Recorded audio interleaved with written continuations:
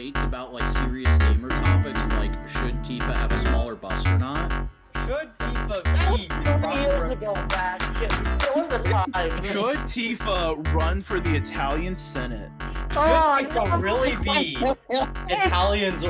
Should Tifa really be Italy's waifu?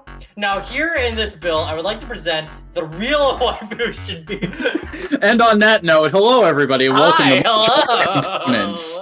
This is the Modular Media podcast where we all get together and just shoot the shit for an hour and a half for your entertainment, sometimes with a guest. I'm the Vacuuminator, and I am joined this evening by Boingo Rider. Howdy, howdy, howdy, howdy, howdy, howdy, howdy. Snowcone83. I'm Boingo Rider. And True Buster. Yo! And we have a special guest this evening, Dude, I'd like to meet him. VTuber and Pokemon locker extraordinaire, Pan Naps is here, everybody. Hi there. Hi, actually, I'm sorry, guys. Part of the Naps could not be here. Instead, it's Winston Overwatch. No, hi. How's it going, man? Why don't you sell yourself to the audience for a quick second? Let them know who you are. Yeah, hi. I'm Pan Naps. I'm a VTuber. I'm a dear boy wizard who typically plays Pokemon and talks a lot about tabletop RPG games. Mostly D&D, but occasionally I don't talk about D&D. Talk about other games like City of Mist. It's probably City of Mist. So yeah, the VPal's arc continues. We got another one, folks. How about that? Yeah, because I've seen in the Discord, we got Yugathin and we got Huody. Mm-hmm. We also have the Lesh. Yeah. Oh, the Lusharaya was here too? Yeah, Mhm. Lusharaya. Oh, yeah. Lusharaya really helped us build that barn. And there's Yeah. plenty more. There's plenty more to come. Elma, watch out! I'm coming for you. You're running like Linkara, just booking it full speed. Also, Pan, on the note of D&D, did you watch the new movie or have you not yet? I did see the new movie. Yeah, what'd you think of it? Oh. I thought, as someone who played D&D, it was mostly good. Like, I'd say it's a solid B+ movie. Like, it's not fantastic, but it's like something my grandma asked me, like, what is D&D like that she can comprehend? I would be like, hey, let's watch this movie. And I would have a good time watching it and everything. Did they get Jeremy Irons back to reprise his role from the first one? Unfortunately, they didn't. Hugh Grant was kind of nice, but it was not Jeremy Irons going.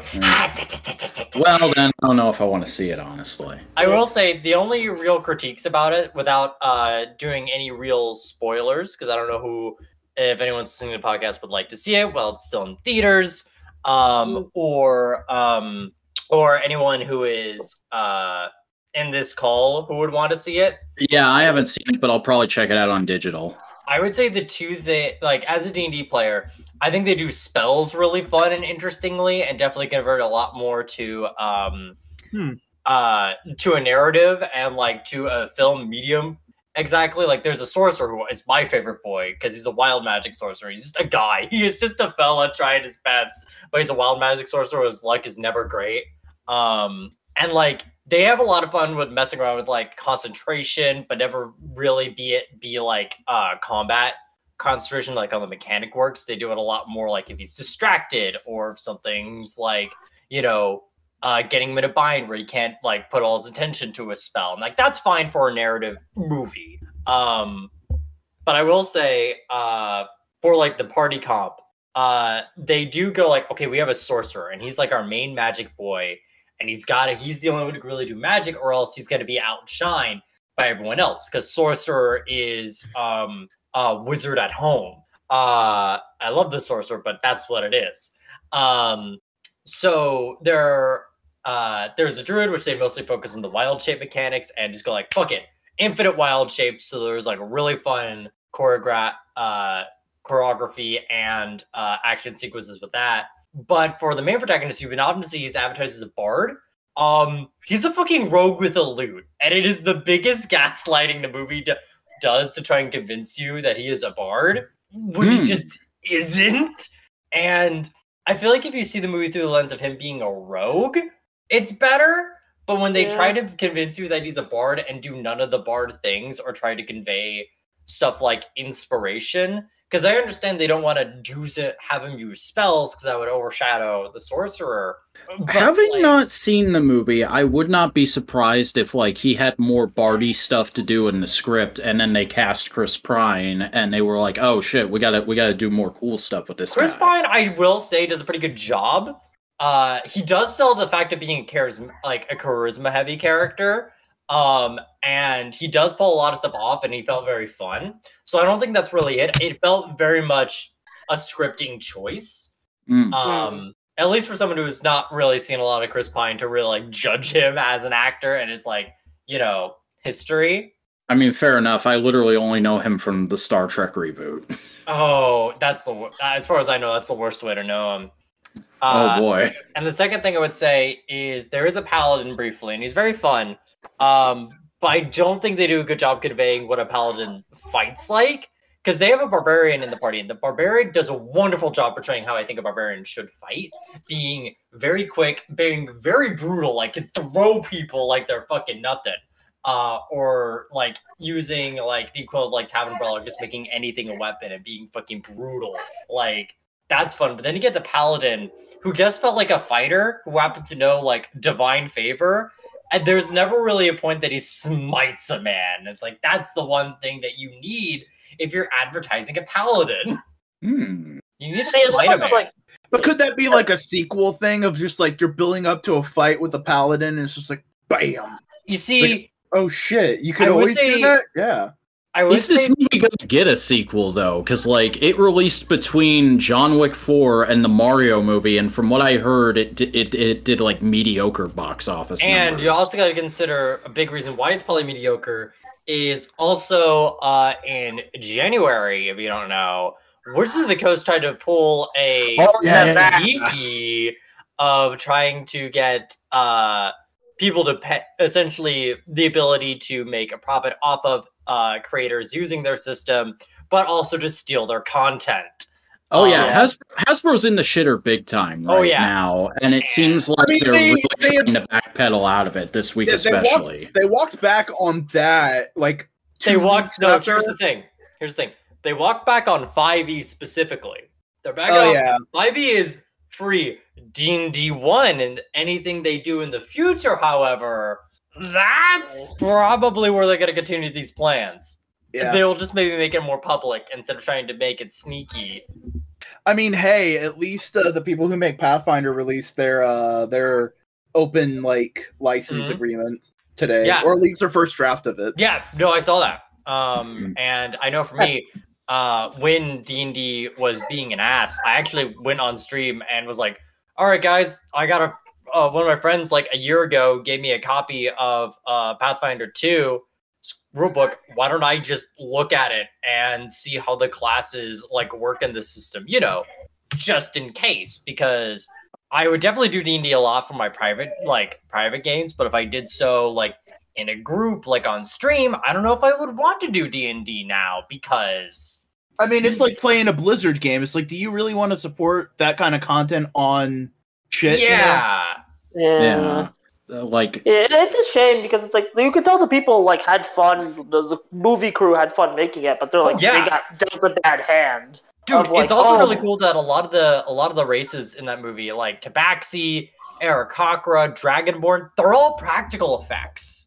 Oh yeah, I saw like the big joke of the film. There's this character that's a big joke of the film, and they were completely practical. And someone posted a practical effect of them like that. I thought that person was the only one in CG because like how well he moved, but no, he was practical. Yeah, there's like an entire graveyard scene that has like so many great practical effects in that movie. We're probably going to see a lot more practical just because it's such a good marketing move. It is. It's a great marketing move. Because, like, all you have to do is, like, one behind-the-scenes video just kind of like, hey, look at this practical effect. And people will just start foaming at the mouth. You see, like the years of people complaining about CGI on the internet. That's just ingrained in us now, I think. Yeah, and now it's now the novelty of going back to the original and going like, we had the idea before of, like, we could make this thing, which we could never build. And now we are in there of, like, but we did actually make it, But there's also the other aspect of, like, with a lot of, like, modern manufacturing, things, it's probably like 10 times easier to do like a lot of practical effects. Yeah. And I mean, at the end of the day, even with the movie not doing the best and D&D as a franchise tanking, at least we got some cool action figures for D&D this year. I bet.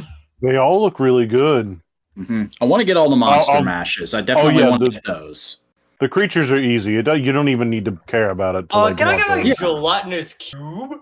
Oh, they made that was the first thing they fucking announced, dude. They love their gelatinous cube. Shit! I actually I may post this on the Discord server. Actually, no, I got photos. I got photos of it. That I can put on there. Because I went on opening weekend. I did actually get my theater a cool map of the Forgotten Realms. Ooh. And like a little poster they made. That's cute. Yeah, where it's got some of the monsters they show.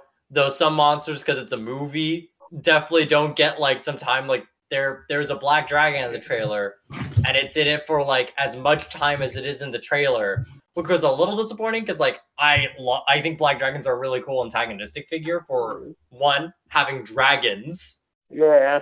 And they're an unorthodox dragon to have because like you're like they can shoot acid, and like the whole thing about black dragons too, their sort of gimmick is that they are not necessarily clever enough to build their own their own massive civilizations or structures. They just like seeing like, oh, they love seeing Rome and going, how can we make it tumble and make it forgotten? Nice. Yeah, I was gonna say, like, as someone who does like casual D&D but did watch the movie, I really enjoyed it. It kind of gives you like Pirates of the Caribbean vibes of kind of like how very simplistic but very also just very fun the whole thing was. And as somebody who only kind of knows what D&D is, I've just been enjoying vibing off of the media exposure D&D's gotten recently and going like, oh, that looks cool. That's interesting. Yeah, because I think like this is the gelatinous cube toy that they announced at SDCC. And from what I've heard, it's pretty good. Yeah. And like the thing is with the movie too, is I understand like, yeah, it's a movie. And like I do think one thing they do that's pretty fun with the writing is it does sometimes feel like it sometimes feels like they're trying really hard, and in some ways it's good, in some ways it's like, okay, you kind of pushed a little too much into it and maybe another draft could have fixed it. But it doesn't feel like corporate in a room, which is good. Because I know when I see like some Marvel films, it feels like corporate wrote it. Here it's like, you know, these are people really trying to capture the idea of like how players talk to each other, of like whenever they try to do a plan. Yeah, like the planning scenes were great. Yeah, and like sometimes they work really well. Sometimes like, okay, we're trying a bit hard, but it's like I see the sentiment and I like the direction. Yeah. What's more with feeling? Exactly. Like, yeah, I've been really excited to go see it. Like, I think it's cool that old cartoon finally got figures. Yeah, they did a little reference to it.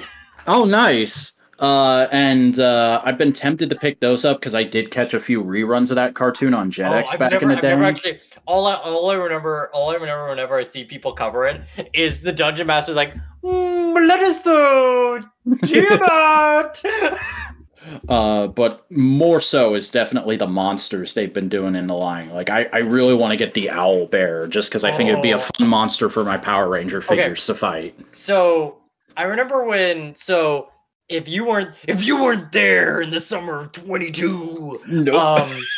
there was like some drama over like the druid shouldn't be able to turn to an owlbear because druids can only turn to beasts, and the owlbear is a monstrosity. And I thought like, okay, look, this is a movie.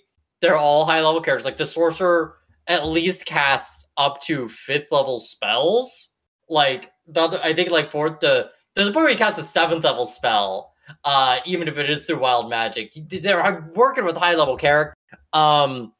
If a druid is level 9, where they can level 9 and in the Circle of Moon, which is a subclass all about wild shaping and turning to strong monsters, at that point they could turn to CR3 beasts, right? They could turn to a fucking polar bear.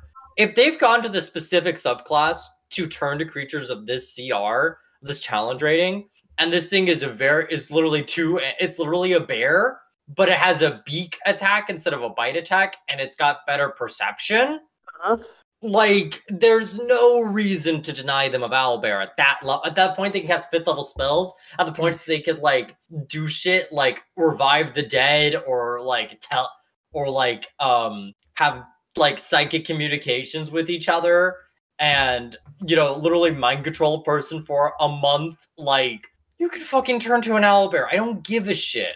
And I mean, even going beyond like logicking it out within the system, it's a big Hollywood adaptation of a property. When have there not been changes to established lore with that kind of stuff? Exactly. I mean, even with like one D&D, cool. even with one D&D, they're like, you can do an owlbear now. It's like, yeah, of course they were planning that move. Like, how would they not? Like, sorry, in this version, they're autonomous robotic organisms from the planet Cybertron, not automobile robots. Big fucking deal. I'm done. I can't. I'm out of this call. Back. I know you asked what questions you can't ask me. I'm sorry. That right there, the absolute limit. I don't know anything about transports, actually, so it's okay. I'm joking. I'm joshing with you. It's okay. Hey, let's gear into some stuff that you can maybe talk a little bit more knowledgeably on. Like, hey, you're a streamer. How'd you get involved with all that, and what kind of stuff do you tend to do? So... I know for, like, you know, I as an ADHD person with a lot of creative influences, I always had the idea, like, man, I would like to do that one day. And, like, I have done some, like, filmmaking stuff before going into streaming in my high school and, like, early adult life, I say, as I'm still an early adult. And, like, I like Don't lie, you're 500 years old. Of course. Cast gaslight on you. I always like the idea of like making something, but also when it comes to video making, which is like the thing I fantasize a lot about, you know, it's got a lot of steps. It can be very overwhelming and it can be very easy to just go, well, I'd like to do that in the future, and put it onto future me, who will put it onto future me. But over a year ago, one of my friends, Vivian VTuber, she's a close friend of mine in real life, and she made a VTuber model and just started streaming. And she wanted to have some of her other friends become VTubers so they can do collabs with each other. And I was the only one that she went like, you, what do you want? And I'm like, well, if you're offering, I saw this one cute picture of a deer girl, like, for like 3 years ago. I could take that as inspiration. Oh, I like being a wizard, and just like cobble it together. And with her help of making my art and model, it essentially was like a way for me to go like, oh, now I have a excuse to not only make content and things that I enjoy, but also like if I want to do a game or do a certain run of a game, I have like an actual reason to do it and a vague expectation of people are going to see me. I have a schedule of I'm going to do it. And yeah, that's how that happened. So it really was just, it was daunting, but once you got kind of locked into a groove, it started working out. Oh yeah. Once you have someone expecting something of you, then it's like, oh yeah, I need to do things. Yeah. I mean, like even for like the first month, which it may shock you, when you start streaming and you don't know other people, you don't get a lot of people until people happen to find you. Yeah, that's kind of crazy, isn't it? It is. And it took about a month before regulars start like picked up and everything. Like I know Boingo is aware of this fan, but I found him first. And now he's just associated with me. Yeah, with I stole him with Hell Knight. He's a person I met really early on, and he was like, he's just like one of the type of people that's like very good as a streamer, as someone who is just there to interact in the chat and is actively talking, because that first month was a real lesson for me of trying to learn how to talk with yourself. And just sort of build conversations or like things to talk about with yourself and not having to rely on a chat, because chat's a very helpful tool and chat's very great, but especially when you're starting off, you can't expect chat to save you. Yeah, exactly. If you're going to be entertaining, people are going to follow you because they like you. Yeah. It's all about creating a cult of personality. Exactly. So that's why, now this isn't a cult, but if you join my Wizard Tower, you get some perks. And hey, if you get other people to Wizard Tower, you get a cool deal and you can maybe even start your own wizardry. Yeah, it's not a cult, guys. It's a pyramid scheme. It's not a pyramid scheme. It's a multi-leveling market system. See, it's weird. like a monument, like an obelisk almost. So I know one of the things you mainly tend to stream is Pokemon. Where did that come from, and like what kind of Pokemon streams do you tend to do to set yourself apart? So it may surprise you, but I have ADHD, and I have. It's almost like you mentioned that earlier. Yeah. There's a reason why me and Pan like immediately like clicked and became simpatico. There is a reason why our are you guys just the designated disaster gremlins of the VPals? Oh, okay. In VPals, yes. In my real life groups, friends. I know a lot of my. You don't just have a horde of fans following you around at all times in real life. No, because I cast banishment on them because there's so many of them. No, in my like closest in real life group of friends, we all have ADHD, and I'm the person who goes like, "What time do we want to do something? Please don't say anytime works. Anytime works. Does 5 o'clock sound good?" That's really funny considering how the conversation to get you on this show went. Yes, it is. Because for the listeners, I couldn't find Pan's contact info, and I said, "Hey, Boingo, could you ask Pan if they would come on the show?" And then Boingo literally went, "Yeah, I asked them. They said anytime works." And I said, "Okay, work out a date with them." And then a week later, I was like, "Hey, any update on that?" "Yeah, they said anytime works. Isn't that fine?" And I'm like, "No, we need to work on a date." Well, see, the thing is with me, things with Boingo is like, I don't know your schedule. I don't know what my schedule is in the head. It's like usually like a friend group is like, all right, I know you guys enough to pitch a time. Does 9:30 work? I'm squinting so hard trying to manifest it.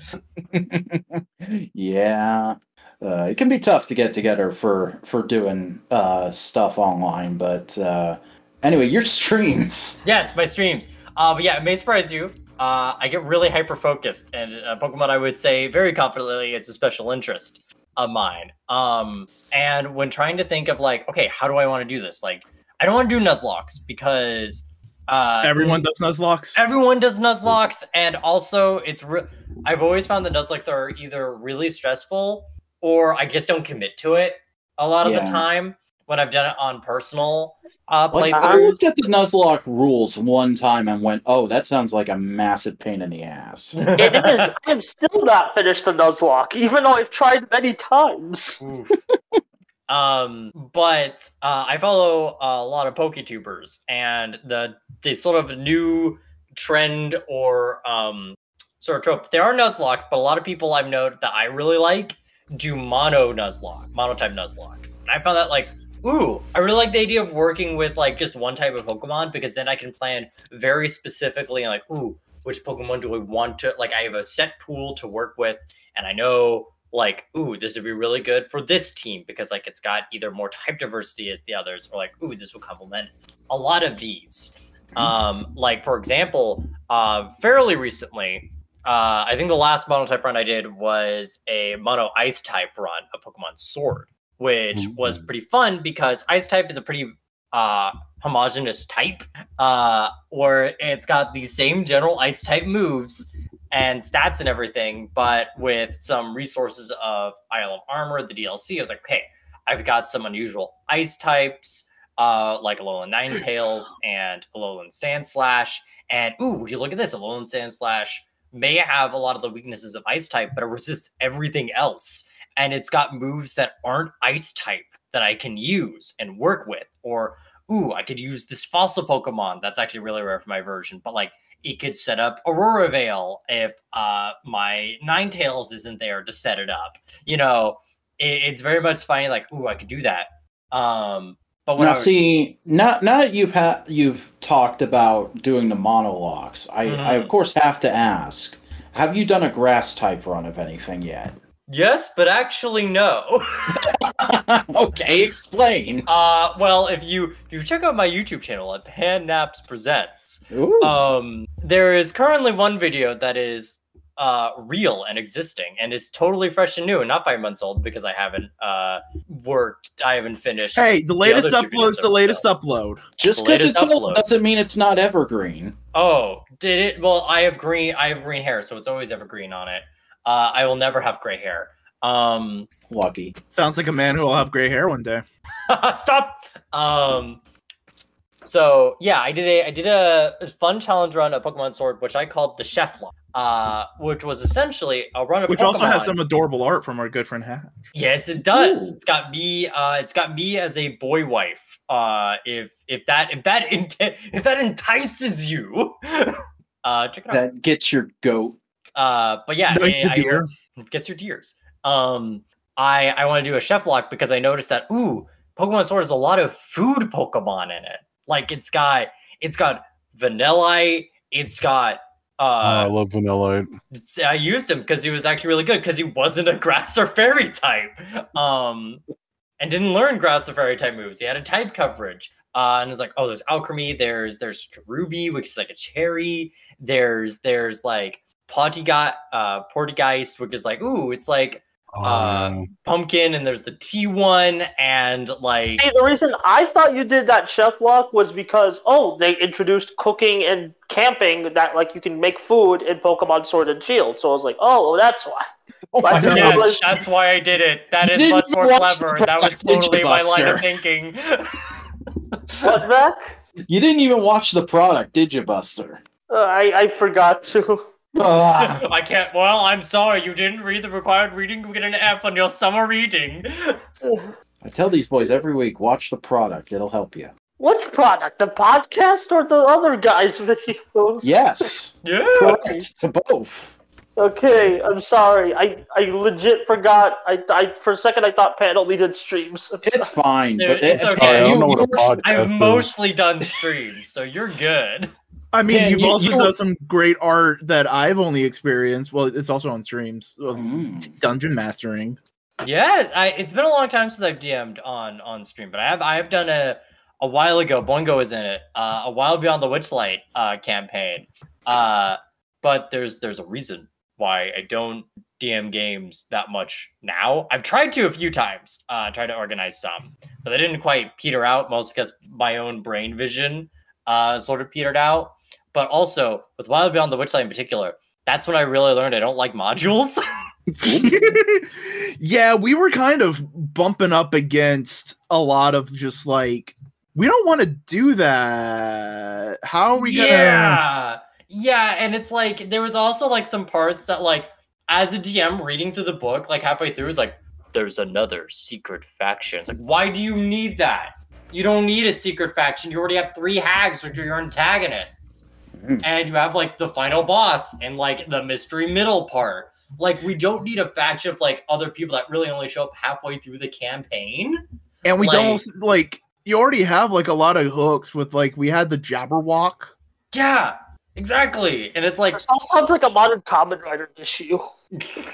Wasn't Boingo playing a Kamen Rider character in that? No, he was playing a wrestler. Oh, well, okay. Clearly, someone didn't watch the product. Of the free Boingo Rider interests, I guess the wrong one.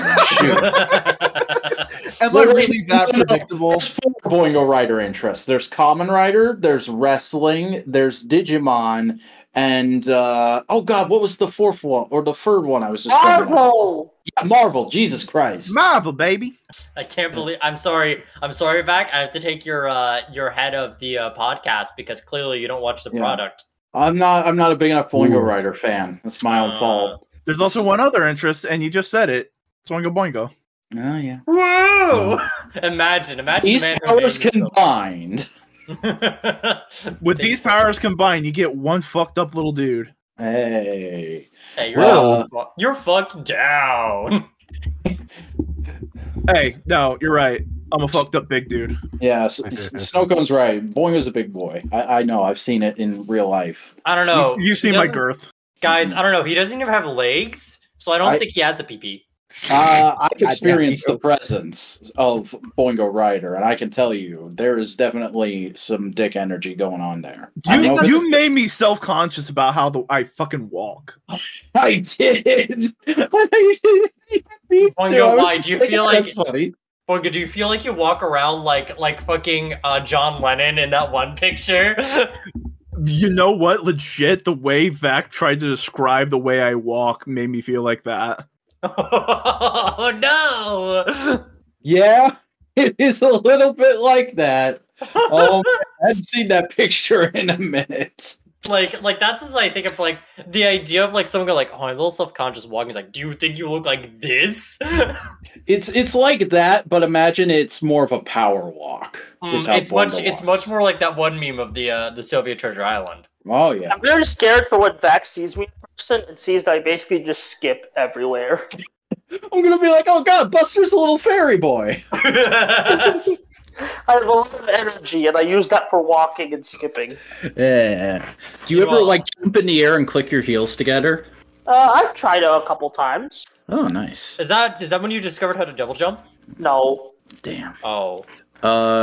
So I do want to swing back because I am genuinely curious. Pan, this grass type run, when's that coming out? What's going on with that? I have thought about doing a grass type run actually. Though I don't know if I'll do it soon.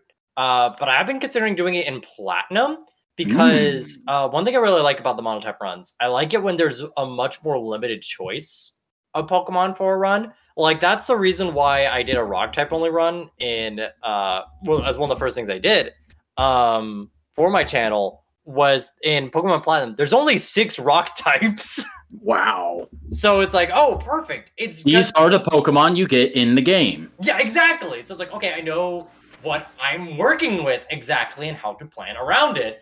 I mean, technically there's 7, but how the fossil Pokemon work in Platinum is unlike a Diamond and Pearl, where you would have like Cranidos and Diamond and Bastiodon and Shieldon. Platinum just goes fuck around and find out. Where it's determined by your trainer ID, and if it's odd, it'll be Cranidos, and if it's even, it'll be Shieldon.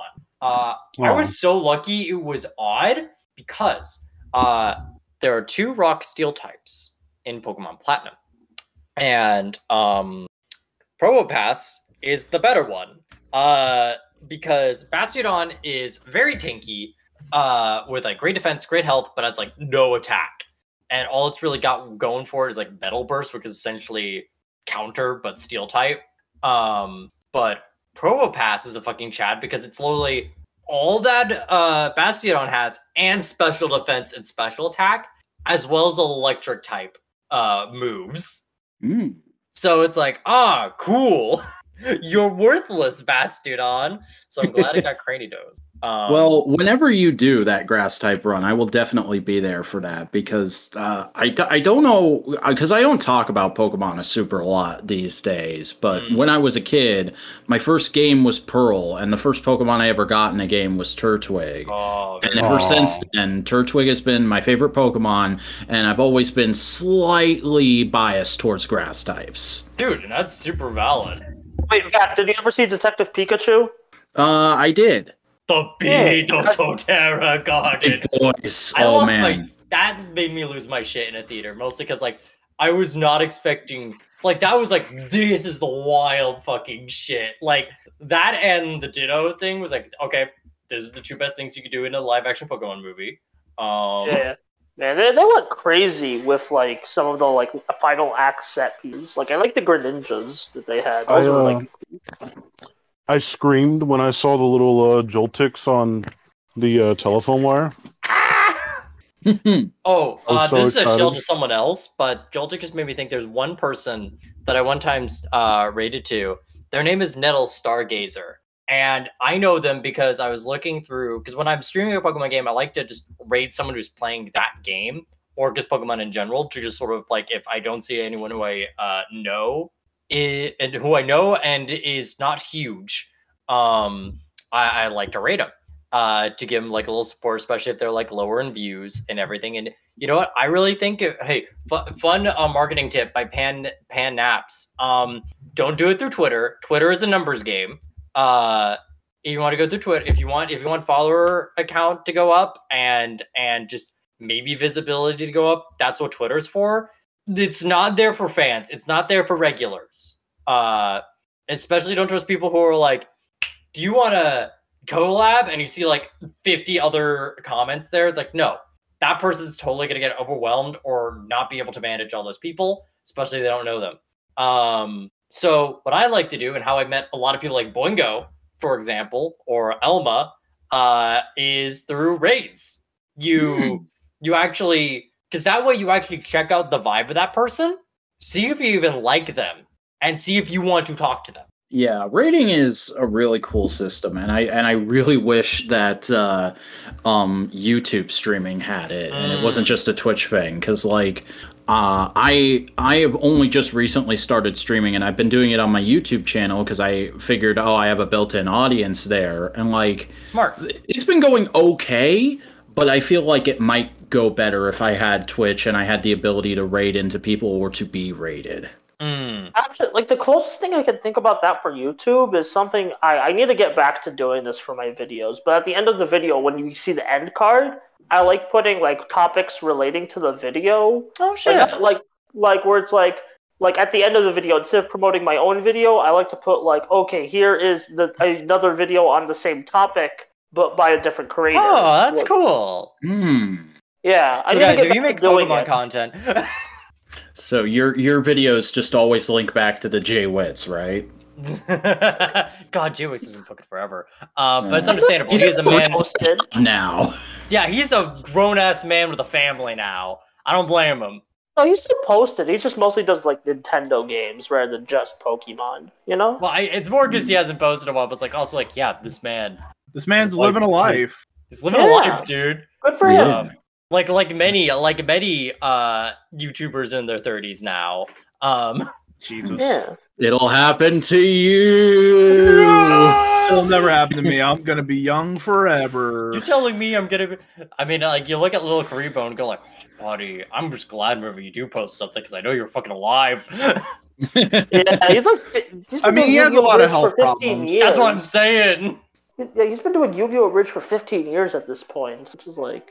And and if it's not Yu-Gi-Oh! Bridge, it's like, he finally got to another episode of GX. Yeah, I remember when he started doing GX, and I was like, "Oh, this is gonna be like a big thing," and then it's just like, dude, remember when he went over? Let me tell you my brief knowledge of wrestling, and this will be interesting. So I know because I think Martin Bell, and he's a cool guy. You know, one time when I was in middle school, one of my friends actually went to a convention, and we talked to each other in a small call.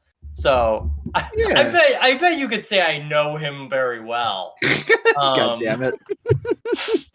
Because that's like me saying I know Pappy because I wasn't a voice. What? No, don't you see? I'm a good medic Ishtar, especially when my voice was like a little higher. So my friends really knew me as that. Here? So it was like pretty cool and stuff, and we talked as medic as each other. It was very cool, and that is actually not a joke.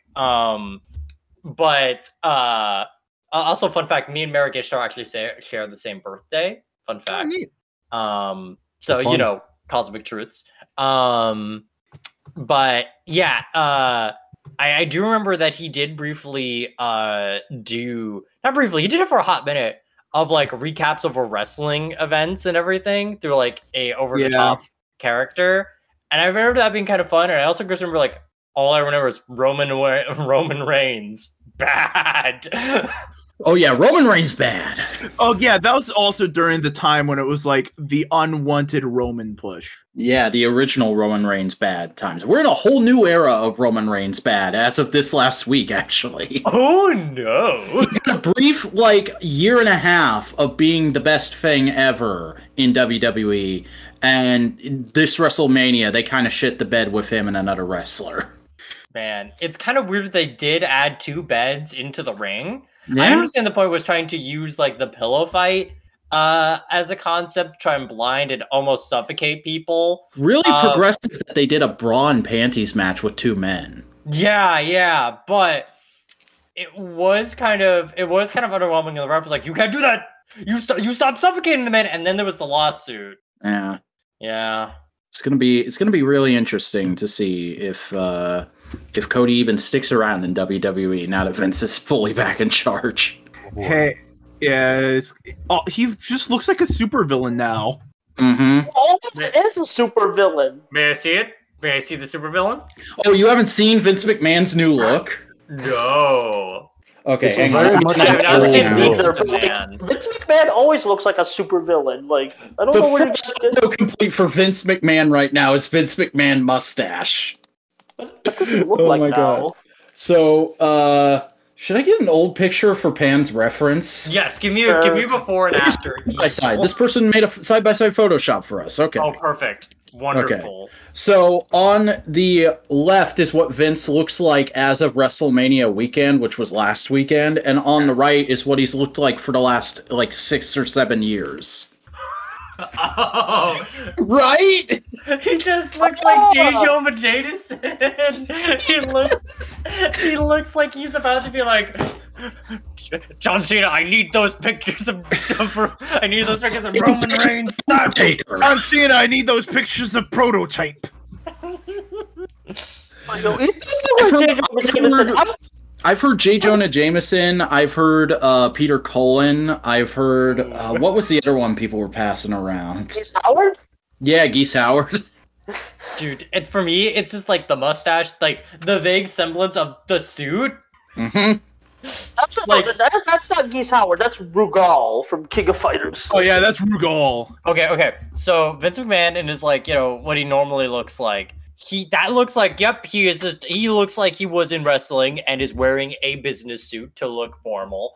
I mean, to be fair, Vince McMahon has 3 outfits. He has business suit, he has sweatpants and a wife beater, and he has sweatpants and a wife beater with a do-rag. But like the one on the left makes it look like he has gone full evil CEO in some like vague New York Cincinnati city, and is like the sleaziest man alive. Yeah, probably, because he is the sleaziest man alive. To briefly summarize the last year of WWE drama, he got booted out of the company because he got exposed for having affairs and paying the mistresses off with company money, and then he got back into it saying that he was only assisting with a sale of the company, and now he has managed to have the company merge with UFC as it's been bought out by UFC's parent company,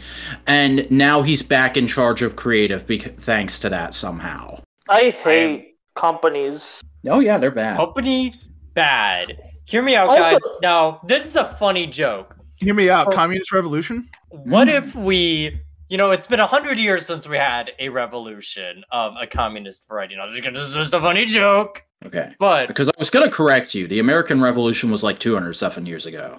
Yeah. It's getting on to 300, but not quite. Oh man. Yeah. Also, give it another 50 years. What's the 300th American anniversary special going to look like? How are they going to top Power Rangers Once and Always? Man, as someone who is, fun fact, a lot of people taught bad about the American education system is not good. And they'll be like, oh, I didn't learn all these things about America until after. Meanwhile, me in junior year learning about America is like, wow, it's never been good. Literally the one good thing America did was go, we don't want to be imperialized. We would not even like then, to monarchy. There's a giant asterisk there. Yeah, because at the United States, of the common people, it's oh, that's pretty cool. And then you ask people, why do you want to do this? We want to do it because we want to sell things other than England. Oh, okay. What about the taxes? Oh, we just want being there, representation without them being in England for representation. All right, that's kind of based, but also it's hi, we the rich people want this revolution because we want to be richer. Yep. Is kind of I see. That's that is our country, our glorious sovereign nation. You have just described right there. America kind of cringe when you get down to it. Yeah. America kind of cringe? Okay, look, very cringe. I'm trying not to get us arrested. America is like the peak of being based in concept and cringe in execution. You see, America really is. It's kind of a thing, especially because right now I'm studying Rome. It's like, man, America really do be trying to be Rome. Yeah. Oh, I have heard so many people in the last few years say, like, oh, America's doing this thing. That's kind of like this thing the Romans did right before the fall of the Roman Empire. Man, and it's not like we'd ever continuously antagonize a group for about 100 years because of power. I'm looking at Rome and Carthage. Fun fact, did you know? So, all right, I want to give you a little perspective piece of what I think the funniest shit is of Roman conquests. So, you know, as a Roman soldier, on the other side of the Mediterranean, there's a city called Carthage. It's been a real pain in your ass because it's stopping you guys from doing all your trade and everything, and it's a real hassle. So your Senate's like, hey, well, let's fuck them over. So you sail across the sea to go on to this new land that you have never been in, and you have your legions, your 4,000 group of 4,000 men, and there are many of you. And then you see what Carthage has. They have these strange, gray, dry-skinned creatures that look like the size of small mountains with long tendrils on the middle of their face with horns to match on the side. And they are armored with people atop of them, the war elephants. Oh. Imagine not knowing what a fucking elephant is. Yeah, it's kind of crazy. Yeah, and they're like, oh. That's one thing we tend to forget about ancient cultures, or even like cultures from just like 100 or so years ago. Most people didn't have like general knowledge of the world up until very recently. Yes. Like, really, it's not until like probably a little over 100 years ago.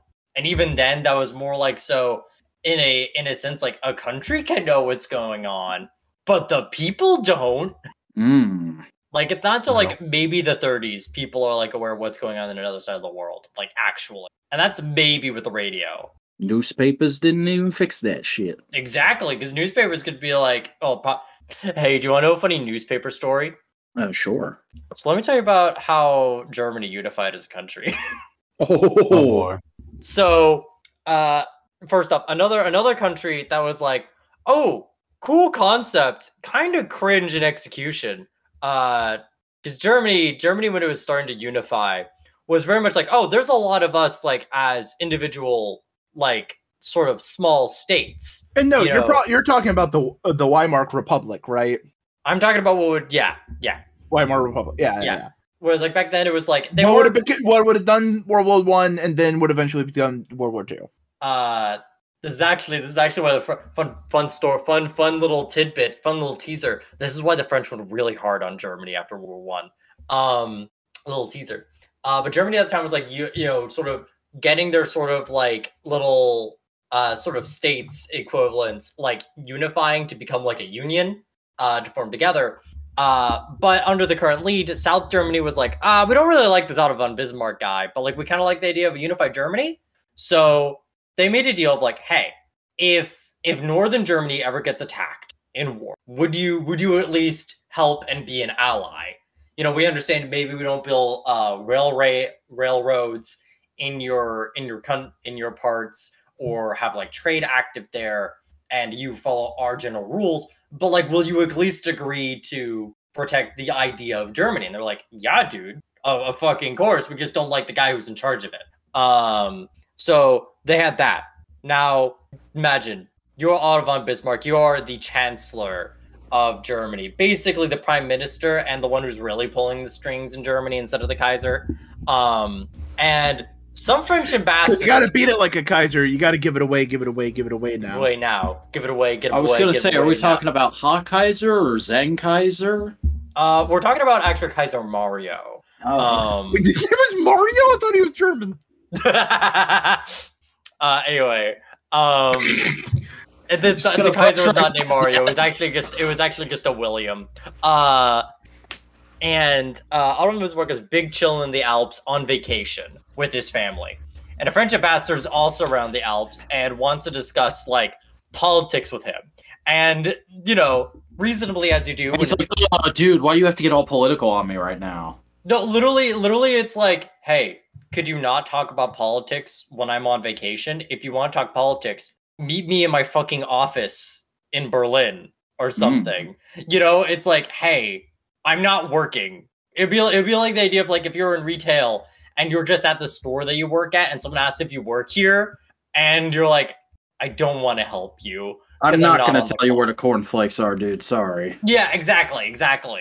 And it caused a newspaper war of like France going like, can you believe Germany would ignore our ambassador over something? And also, mind you, the current ruler of France was Napoleon's nephew, Napoleon III. Sick. Napoleon II was briefly the king of Italy when Napoleon was then removed from being emperor. Wasn't that the guy who was a complete fuck up and Napoleon basically gave him a job to be like, hey, okay, don't fuck up anymore? Maybe Napoleon II. Napoleon III was he was his nephew. Napoleon III did some things. He let the Eiffel Tower happen. Because Napoleon III was basically the one trying to like modernize France and make it the cultural capital of Europe.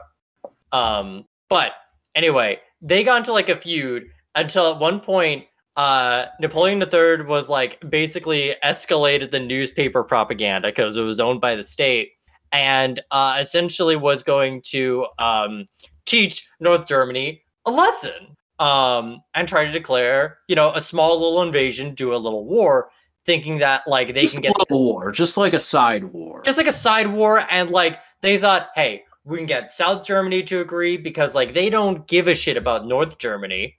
They were wrong. And while Germany's like wrong. They were wrong. Especially when you like Germany in the meanwhile is like, oh, we built railroads with each other. We have like we're basically a country. We just haven't signed the paperwork for it.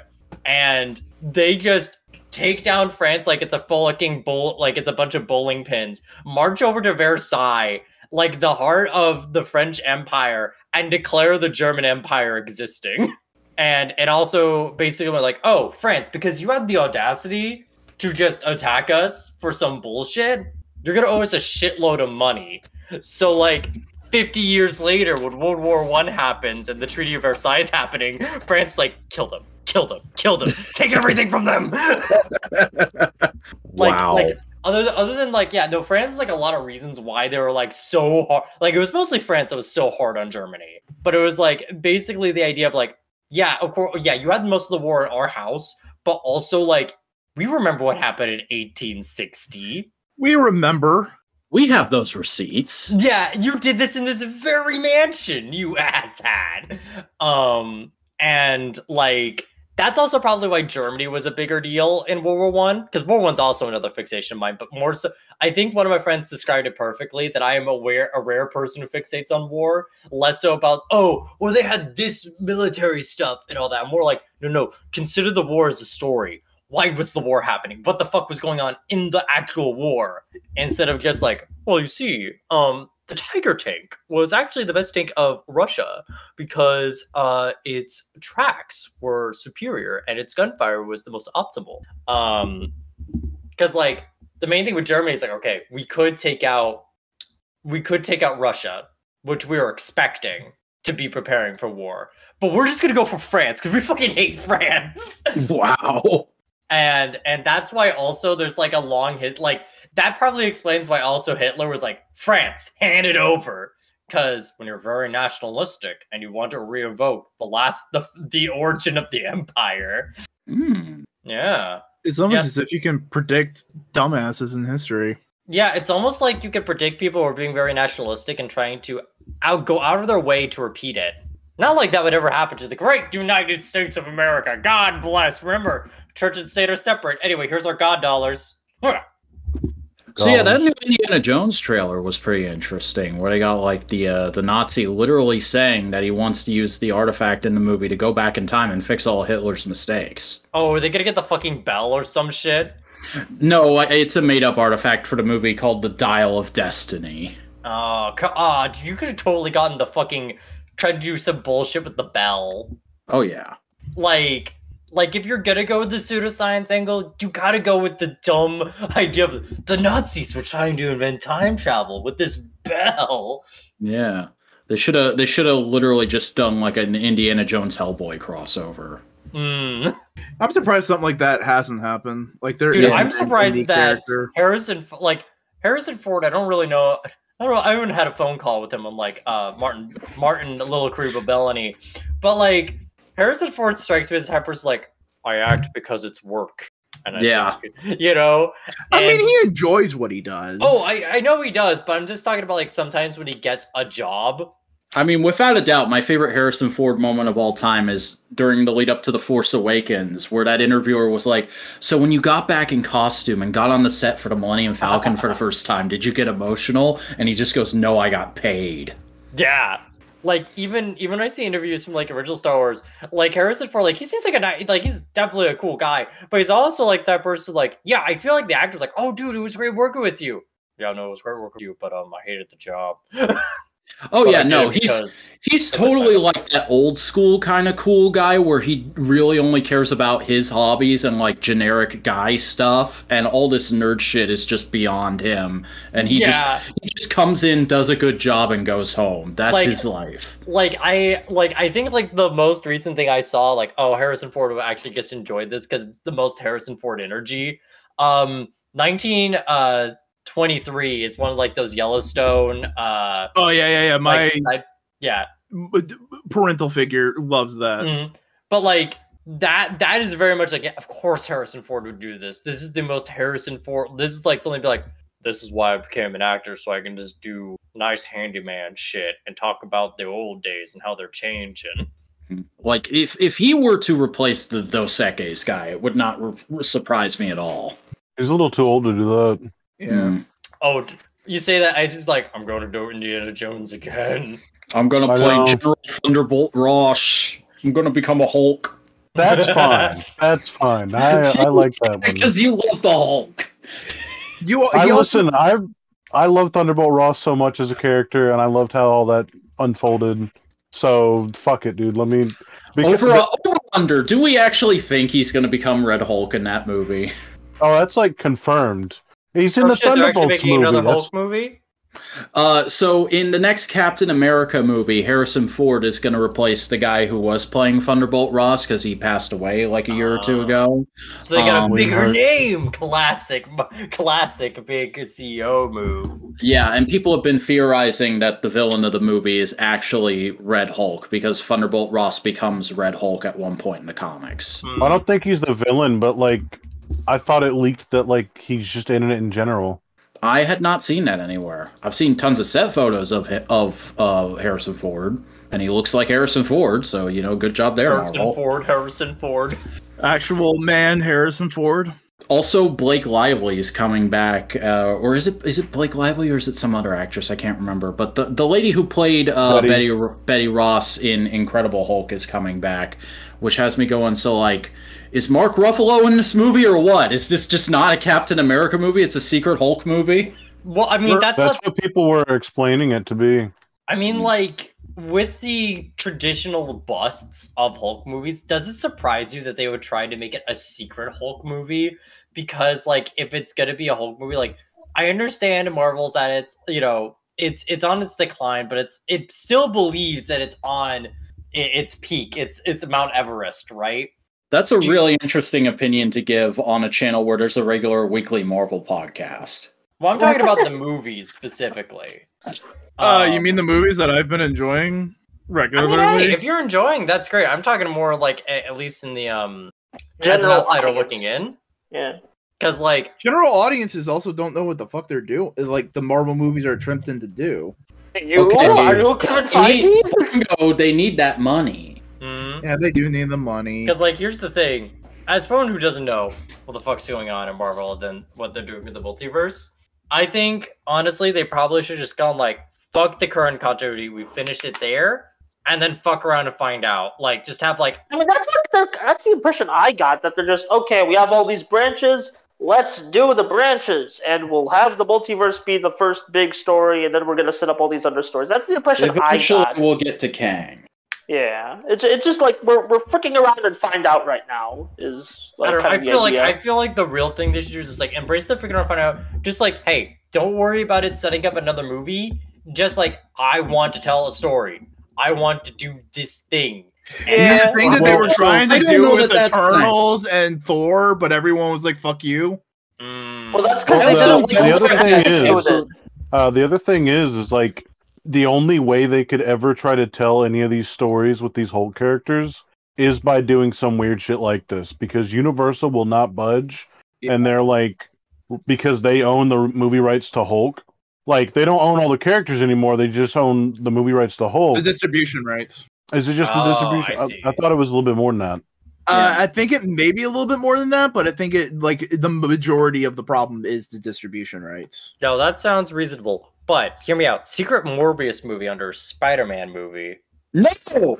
I just had a visceral reaction. No. But hear me out. Who says it has to be Jared Leto?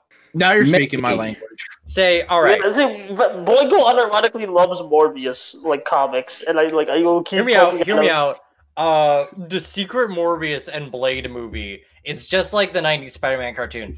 We get Tom Holland in. We get him to be like the big face of it, but we say he has to fight off both Blade and Morbius because he's caught in the middle of this thing for reasons. Because I mean, you could do that with the Blade movie they're making. Yes, but also consider Spider-Man make more money. Mm-hmm. And also Spider-Man 90s cartoon nostalgia. It's perfect marketing, baby. Also, I just went and checked since we were talking about it, and I hadn't in a while, and I was both upset but not surprised to find that The Incredible Hulk is not available on Disney+. I thought that was like one of the first big omissions on Disney Plus. They haven't even put the Sony stuff there yet, even though they said we're putting the Sony stuff on there. They haven't. Morbius cannot be on there. I would like the Tom Holland movies. Yeah, just maybe throw in a Venom, maybe for me. You can have a little Venom. No Venom for you. No Venom, you get Codex. Oh, what the fuck is Codex? Dylan's rolling Lester for the Nintendo 3DS. Right. Boingo, nobody besides you knows that Venom has a son in the comics now. Wait, you're telling me Eddie Brock fucked someone other than the symbiote? Yep. Yes. Actually, he fucked someone while wearing the symbiote, so... The kid's like half symbiote. Yeah. I'm just imagining the symbiote going, we're fucking. There we go. Oh, we'll go drew a little picture of Pan. I'm gonna have to work that into the episode art somehow, goddammit. Yeah. Don't worry, no. Do it. It'll be difficult to fucking clip it out. Just put it in the background of this episode. Okay. No. Oh, it's very great, Boingo. It looks very good. Is Boingo gonna do this every time we bring on a guest now? I don't know. Honestly, I also like how you're experimenting with shapes with the deer legs. I like the sketchy lines. Yeah. Well, that's just because I'm a fucking lazy piece of shit and I never want a line art. Dude, but also one of my favorite shit is sketchy art styles. Like, oh yeah. Let me tell you, Kill la Kill. First off, Kill la Kill is my Ace Awakening. Because when you're 14 and watching the show come out in real time and not be horny about it, that's how the seed's planted. That you're some flavor of horny man. Unhorny man. But also, which is strange because I wasn't horny about it. I do enjoy that. But like, I love Kill la Kill's very sketchy and fluid art style. It is. It do be looking good. Hallmark.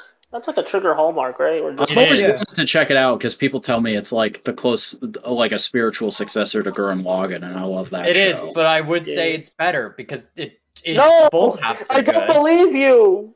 Well, I'm sorry to disappoint. I like half of Gurren Lagann. I don't like the second half. Bully, fuck you. The second half is what makes the first half so important. Yeah. It builds the themes. It crescendos. Yeah. You see, my problems. Oh god, I bumped my mic. My problems with the second half of Gurren Lagann is more so I like the big personalities of the first half, and with the second half, I understand after the end of like why these are just sort of placeholders and sort of like this is machine. But it really takes away a lot of the weight of beating them, even if it is literally trying to beat apathy. You also got to realize the second half of Gurren Lagann is also a big refusal of the themes and elements put out forth by, at the time, only Evangelion and End of Eva. But still, where's the ideas of Eva, like, or did that Eva brought to the community? But that's what I'm saying. It's like Eva Rebuild, done in and of themselves refute the ideas of the original Eva. Yeah. So it was like, I think it's stronger when Gurren Lagann did it. I haven't finished the rebuilds, but like it's just to have it be like, oh, it's stronger that like it's a different piece of media by a similar by like the same production company, but newer blood. I think that's just a stronger message to just the original creator just being like, I don't know, that's just me though. Hey, I feel like I'm gonna be that Flynn Rider meme where a bunch of swords come out. Oh, you already were. You kind of are, yeah. Now they're getting guns out. Oh. No, actually, we have swords that transform into guns. We're all secretly common riders. Well, you can test it out when I say I found out I didn't like Evangelion when I was watching it over the course of 2 days. Mm-hmm. Mostly because it's very frustrating because it's one of those things like I see it can be very good and I do see the appeal. I see the appeal of it. But for me, I also was watching with a friend who was very much interested in the lore of Evangelion, where it's like that's not what you focus on in Evangelion at all. Yeah, it's more of a thematic. It's a better thematic piece than like a lore piece. Like I've tried to watch Evangelion a couple times, and it's just never really clicked with me. I don't know if I like it or if I don't. I just haven't gotten into it. Yeah, I know. Like Eva was like a thing. It's like, ooh, I think I would like it if I sat down and watched it. Which is why I like agreed to watch it because I thought I would like it. And at first I was like, oh, well, I don't really like this pilot, but like, I want to see how it is. But it was like 7 to 8 episodes, like, oh, I just don't like this, I think. But the thing is with Eva, it can be really good. Like, I think it's best when it's an existential narrative and looking at it more so about these kind of roles of these characters and exploring their own identities and what they're all about. Also, my phone is 2%, so if I drop off, I might not come back. Oh my god, Buster, plug your shit right now! Hi, I'm Buster Corp. I do videos on the internet, on Tokusatsu, and other things. I guess I will go before my phone does a oopsie. Bye-bye. Right. I mean, you can stay. We love you. All right. Be safe. They will be safe. They will be drunk. Or do. We can't stop you physically. Yeah. But anyway, with Eva, I felt like it has some really cool concepts and like some characters which I'll say this more so just because Ava's like a few decades old. I'm more gonna ask if anyone is okay with being spoiled with Ava if I want to go on to certain parts of the tangent. I mean, I know a lot about Ava, and I am of the belief that spoilers don't ruin media, so go ahead. I just wanted to make sure. I also know that Evangelion, Eva Unit 1 does run and align with Shin Kamen Rider, Shin Godzilla, and Shin Ultraman. Yeah, the Shin universe, my favorite cinematic universe that totally exists and isn't just a marketing thing. It's real. Trust me. I asked Shin Megami Tensei himself.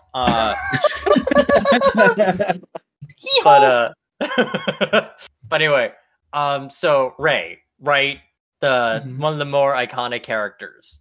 She has a really cool climax to her character arc, like a really cool concept, especially the idea of a theoret of like a existential narrative of that. You know, we the audience know that she is a clone and will be continuously produced out of the greed and lust of Shinji's dad, because it's of his mom.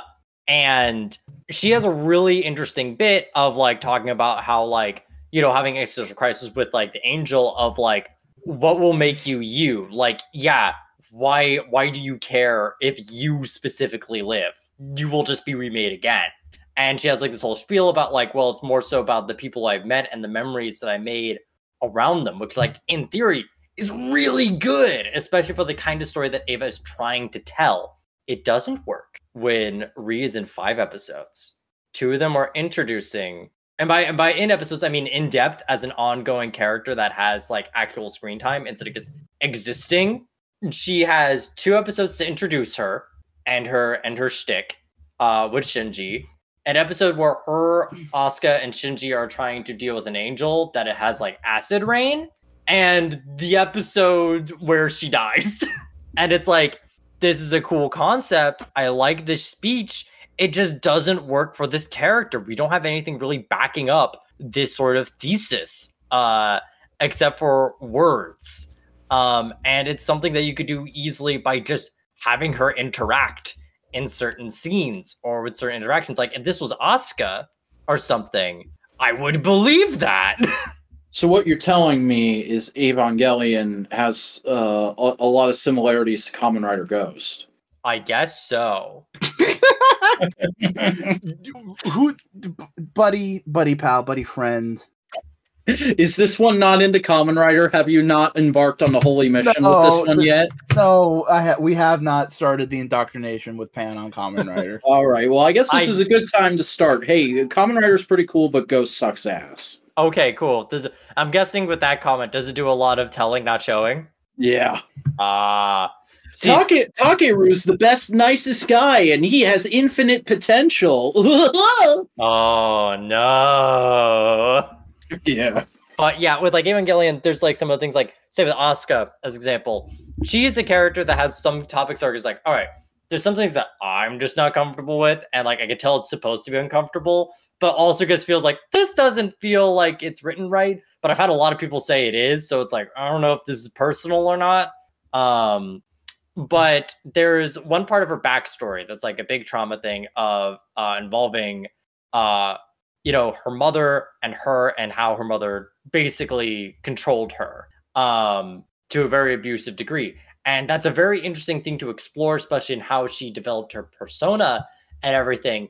But they really wanted you to, but it felt like a real big emphasis on like specifically a part where her mom wanted to do a double suicide with her as a kid, which like is fucked up. But I felt like they really focused on that aspect and not like the other shit that was also going on. And it came across to me more so as like, oh, they're really going for the shock factor and not about what is making it, like, why is it fucked up?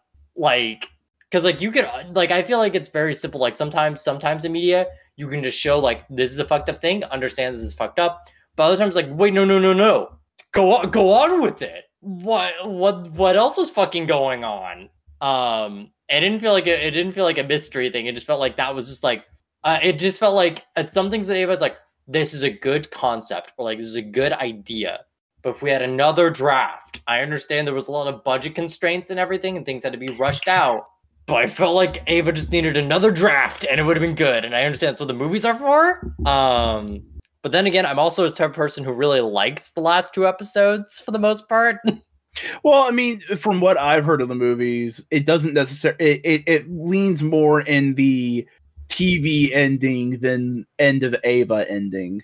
All right, because like I do like the idea of the last two episodes are more so first off, I love abstract shit.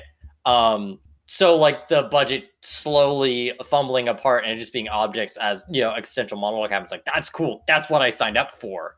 And like when Shinji is like literally judging the other characters and seeing his own perceptions of them, it on one end is a very cool concept and I really like it. But on the other hand, it really leaves a very sour taste in Masato in particular, because I love Masato. She is my favorite character in the show because I think she explores a very interesting concept that is very big for an adult. Because Asuka's whole thing is the existential narrative of her being a child trying to be an adult, right? And believing that they are an adult figure. Meanwhile, Masato is a fun parallel to that. Not a parallel, a foil is the word I'm looking for. Where it is an adult. Is it aluminum or tin? I'm going to say it's fungus. Among Us. Oh man, Buster wasn't here to hear someone say Among Us. That's why I had to delete him. You got your broken brilliance out and just threw him into the lake of reincarnation. Yeah, like that. With Masato, she's a very interesting foil of like an adult going into like her mid-30s, trying to still be quote unquote young. still and maintain that sense of youth and young adulthood, but is clearly having to be the more mature person and having to, though being very flawed, having to be a grown-up and finding out what that means. But also because the last few episodes are through Shinji's perspective and Shinji's perception, it kind of alters the narrative to make it sound like Misato's arc is now about how she is as a woman, which I don't like in 90s Ava dub at the very least. How much the phrase "as a woman" shows up. Because, like, it very much feels like, oh, you're trying to say something, but it comes off very misogynistic. I mean, it was written by a mentally challenged Japanese man in the 90s, so... Yeah, but still, it's like, oh. Like, there's one bit where there's, like, a computer program that runs everything, and it's, like, one of the head scientists, like, this was her brain as a scientist, her brain as a mother, and her brain as a woman. And not as a person... but specifically as a woman. And it's like, this is what I mean by another draft would have been great. Because I don't feel like that's the approach you're trying to go for, but it comes across a bit more icky and it makes me mad.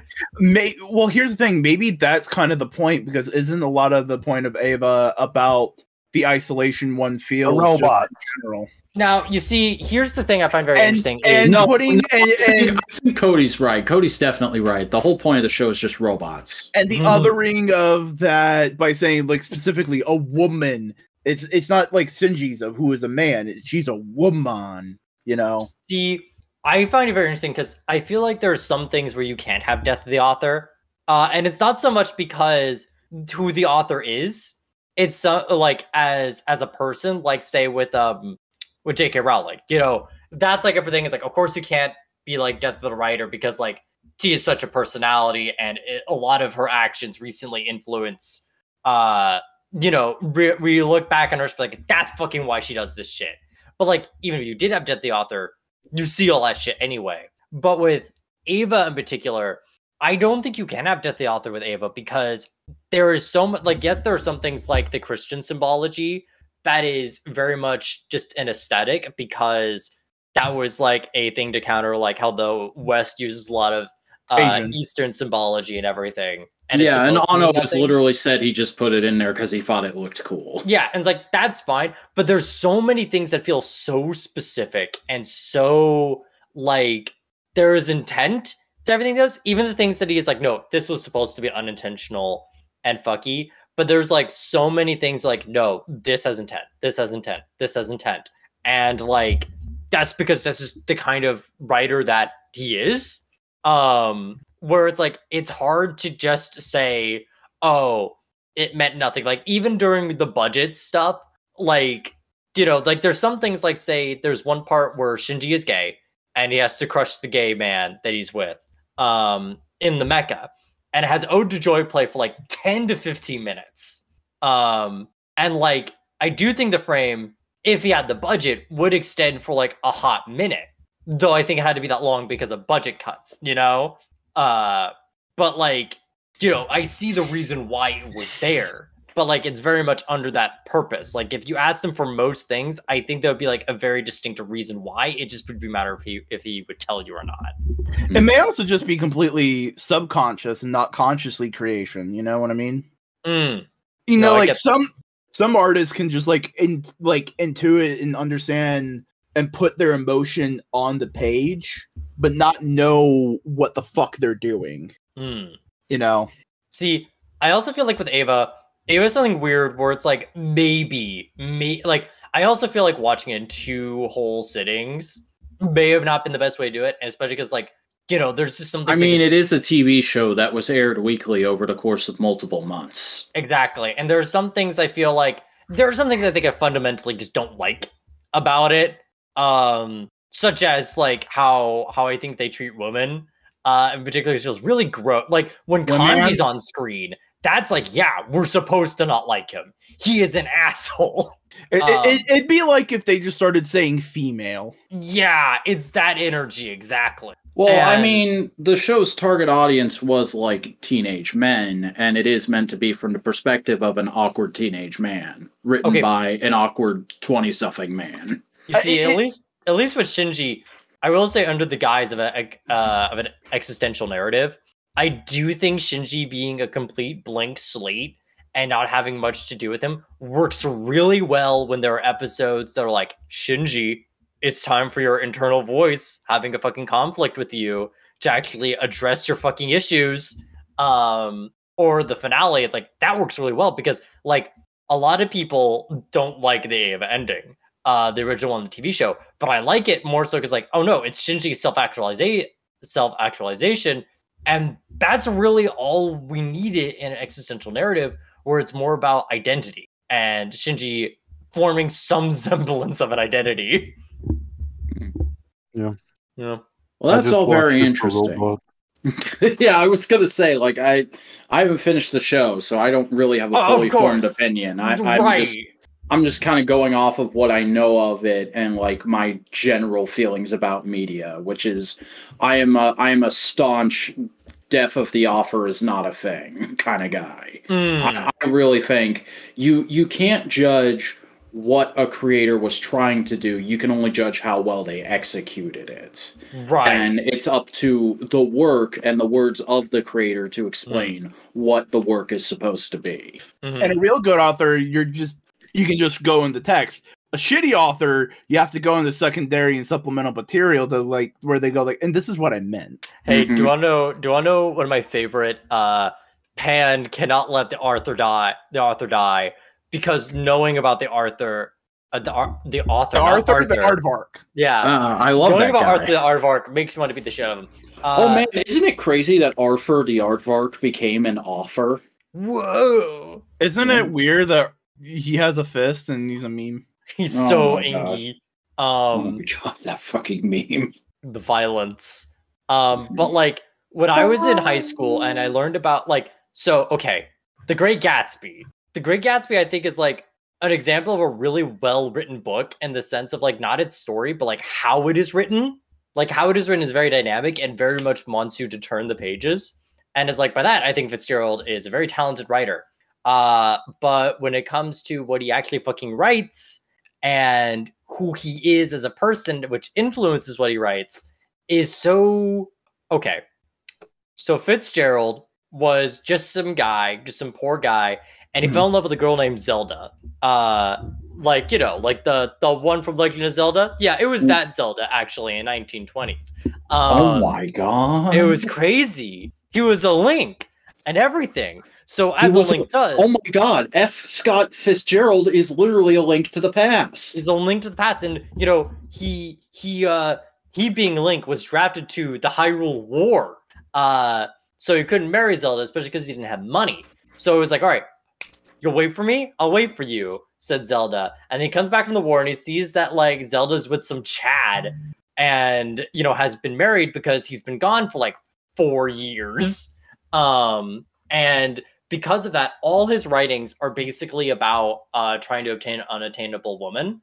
And some of them are very bitter and very uncomfortable. You don't say. Specifically the caddy. Don't read the caddy, because it's basically about someone who is like a caddy, which is like someone who is like in the golf carts working to be like carry the clubs and everything for golf players, who tries to get a girl, but she rejects him for someone who's like cool at golfing. And then he's like, well, then that guy actually ended up abusing her, and then she became ugly, and she was really stupid, actually. But I was so successful because I was golfing, and I golfed so good that I was like so popular, and like she wishes she could have had me and had my life where I was rich and I could treat her well. Unlike an asshole, Derek. Was F. Scott Fitzgerald the original self-insert fanfic writer? Yes. like literally, like The Great Gatsby is a self-insert story. It is literally about like he self-inserts himself into the story like twice. He's Gatsby and the other dude. See, Nick, I sort of see as a perspective character. He's not a real character. No. Yeah, but like that perspective of mean, I've only seen the recent movie. That's all I know. Maguire? Yeah, and I can tell you, Tobey Maguire does not feel like a real character in that movie. Yeah, because what that's Nick what I'm saying. does, It's the bare bones of self-reflection. I could sort of see that, but like the most self-reflection there is oh god, Gatsby's amazing. Oh man, it sucks that Gatsby's dead. No, the one scene in the one part in the book that specifically really made me mad. Because like before, I was like, okay, so this is him like venting his process, even though he's had some all those other short stories are like this. The one part that really ruins the flavor for me is there's a scene after Gatsby with Daisy, his sort of Zelda figure, commit car manslaughter, car oopsie kill. And he goes to talk about Nick about the experience, who's the perspective character. And there's a part where Nick is like, ooh, I shouldn't feel bad for him, but I kind of do. And it's like a back and forth of like, oh, he's kind of a bad person, but like also he doesn't deserve this, but also he's kind of a bad person. It's like, okay, I get that this could be self-reflection, but also this comes across as like trying to pity Fitzgerald directly, and more like in a way where it's like he's a good guy, but you should pity him. Less that he has made mistakes and they are not ones that he has learned by, and they're not things to strive for. It's just more like oh man, it really sucks that a cool guy would really be like that. Ooh, Beans. He's still cool, but I feel real bad for him. Ooh, Beans, the character from Even Stevens. I have such a vague memory of Even Stevens. I mostly remember Phil, the real fever dream of being a kid, like a young child in the 2000s, was Phil from the future. Oh yeah, that was one of my favorites. Dude, that's like a vague fever dream for me, but like I remember enjoying it as a 6-year-old. They evolved to not need pinky toes. I don't know how old I was when that came out. They changed birthdays to natal and registration day. Oh God, I feel like it'd be interesting doing like a Phil the Future retrospective. Hell yeah. Let's get Pam to a future watch through podcast before the cast does. I would consider. Fun fact, did you know that apparently, speaking of things as retrospectives, so fairly recently I saw a video about a guy trying to go like, what political party is the president and Cory in the House? And the real insane thing about that video is not so much this guy like generally rewatching Cory in the House and like trying to do it. It's more so Cory in the House is fucking erased. Is it? like you can only find it in like some like, because Disney Plus doesn't have it. What? Disney Plus doesn't have it. Now a big reason why that may be the case is because the actor, the person who plays Cory, has a lot of bad news that have recently come out that he I believe, let me just double check so I don't just like sound like I'm talking from my ass. I do know the person who voiced one character in the Proud Family had that. Cory in what? the House. Bad news, bad things, like he did illegal shit, and that's why he's not in the new reboot, the revival. Yeah, Kyle Massey. Let's see. What was the thing that 2021 criminal charges on Wikipedia. Oh, sick. On June 29th, 2021, Macy was charged in King County, Washington, on one count of immoral communication with a minor, where he allegedly sent lewd photos to a 13-year-old girl. The criminal charge came out in 2000. That's one way to describe that. Immoral conduct with a minor. Mm-hmm. That is a very lawyer-esque way to do that. Yes.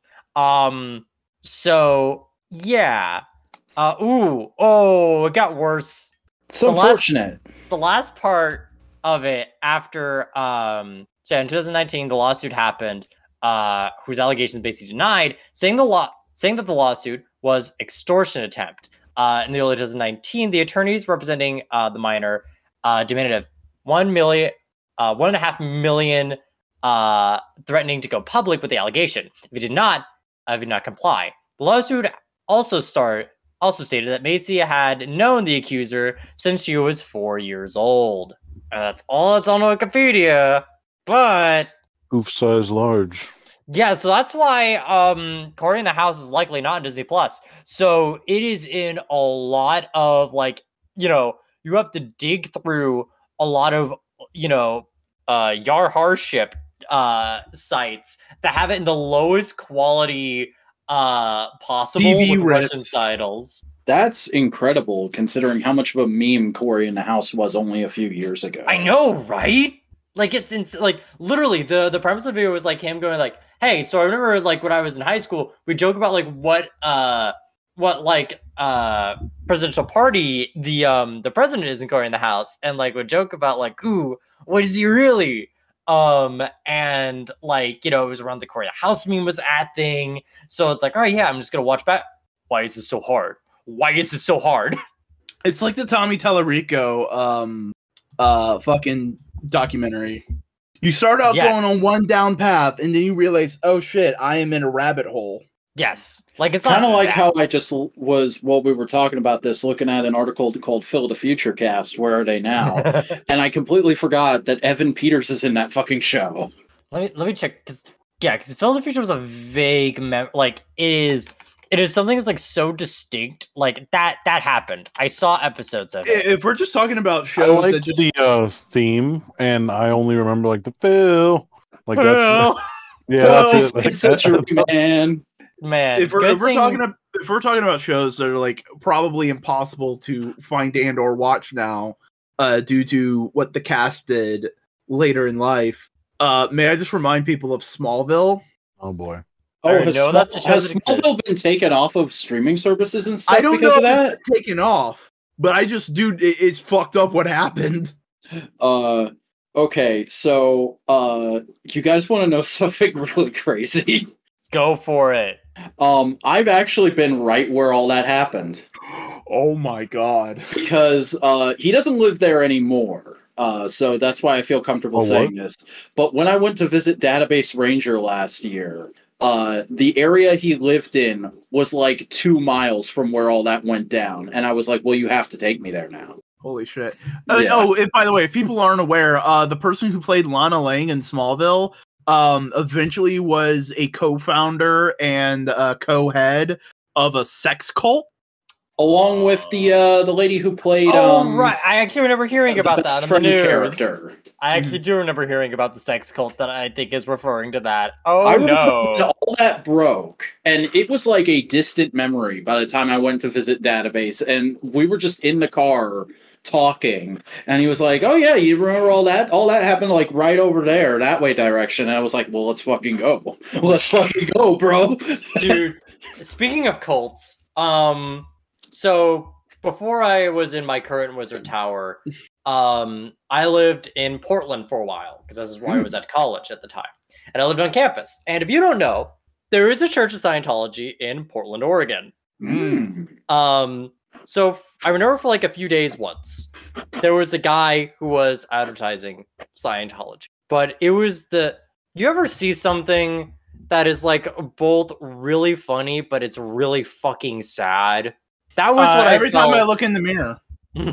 That's how I felt when one man who had a suitcase filled to the brim with Scientology books, like it could not close.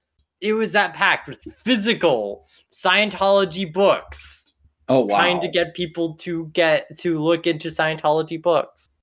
Also, Boingo, I did a quick Google. It wasn't the lady who played Lana Lang. It was the lady who played Chloe, Allison Mack. I could have sworn she played Lana Lang. A really important question on Phil the Future. Did Phil ever get back to the future? Should we look into this? The finale. They did that in the finale. I distinctly remember that because there was a bunch of drama about is he going to stay with his girlfriend in the present or not. Are you going to stay in the present and fuck everything up? Are you going to abandon your moral duty? Are you going to stay in the present and become your own granddad or not? Are you not going to do a Back to the Future? Also, apparently, Allison Mack got 3 years in prison for all that shit. So what happened about the sex cult? I think it got busted pretty recently. I mean, like... This sentencing article is from 2021. Man, I can't believe... Basically, like, they just kind of, like, did sex cult and got a bunch of women who were just there to fuck the main dude. Oh. And like do pyramid schemes and sell shit. But branding, I think, also was a part of that cult. Yeah. So.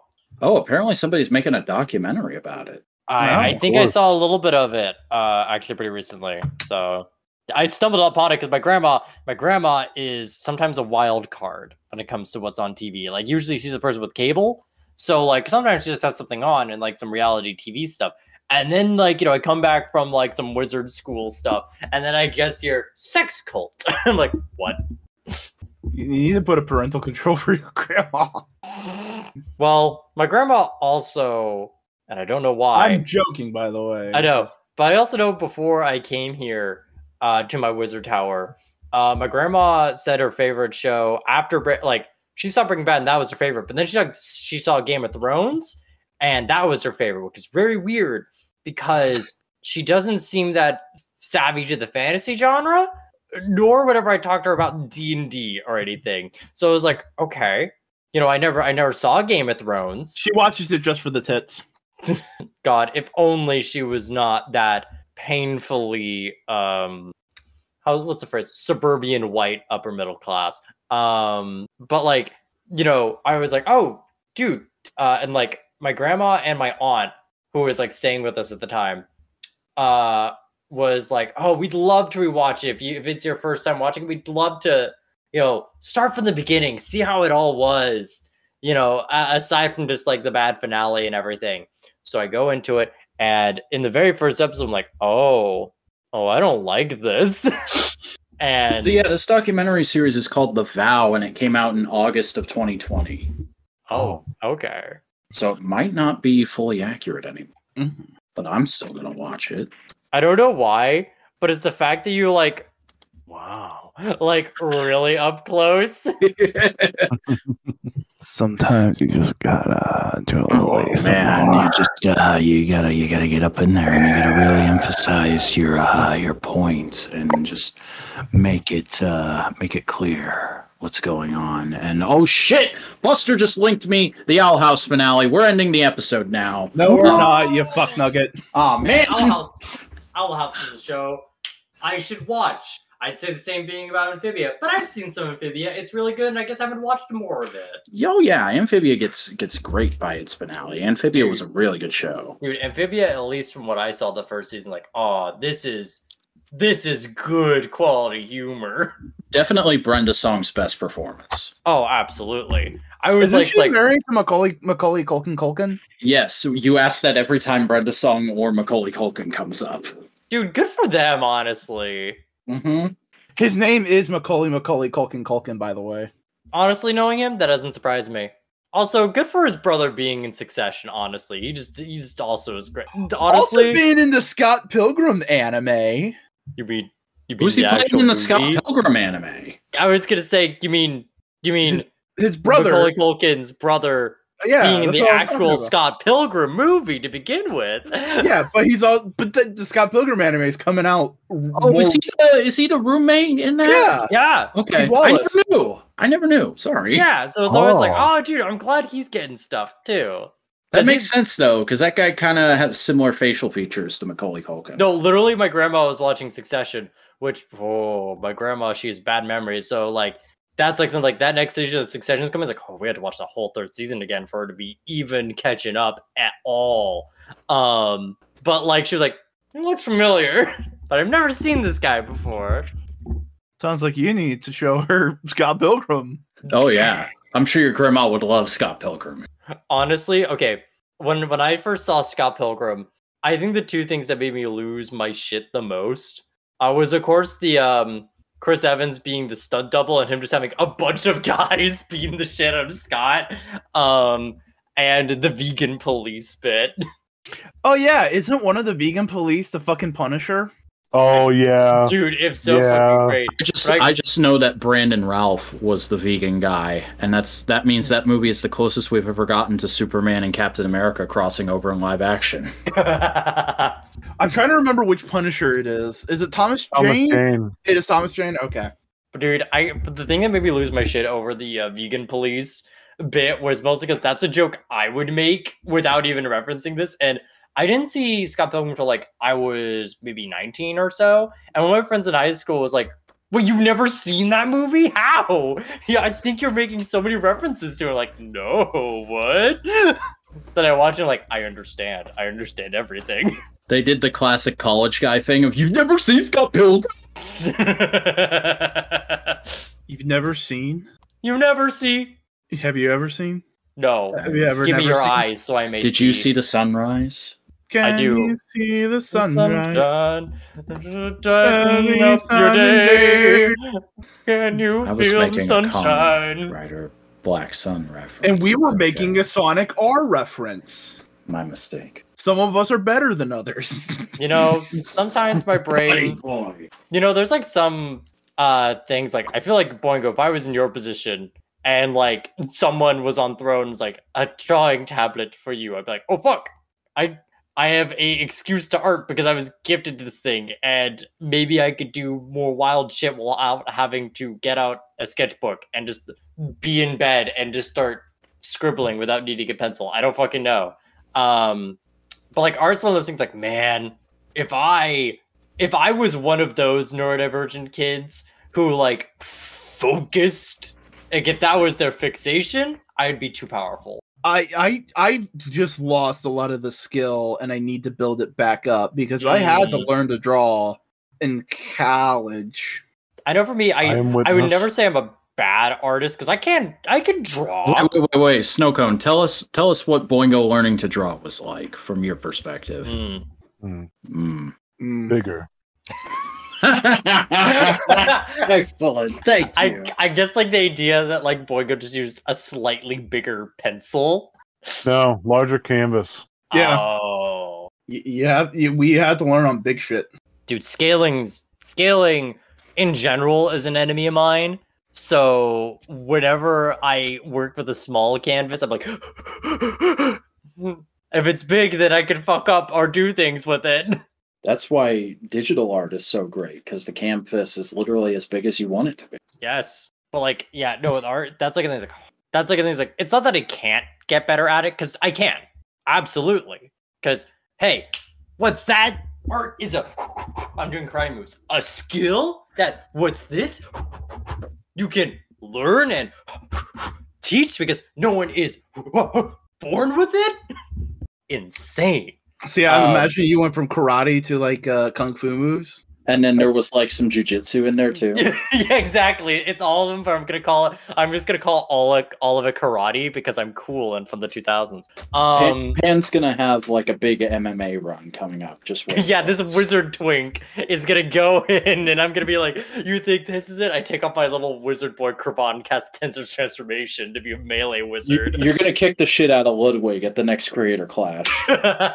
Marisha Ray, fuck me up. But no, fun fact though, if you ever did see the concept of it, because I play a wizard and I'm very much in a D&D wizard. Fun fact, if you want to be a melee wizard, all you gotta do is cast a 6th level spell, Tensor's Transformation, where you suddenly get advantage in all attack rolls, deal 2d8 force damage on top of whatever weapon you use, friction with all weapons and armor, so you can just suddenly become a fighter with spells.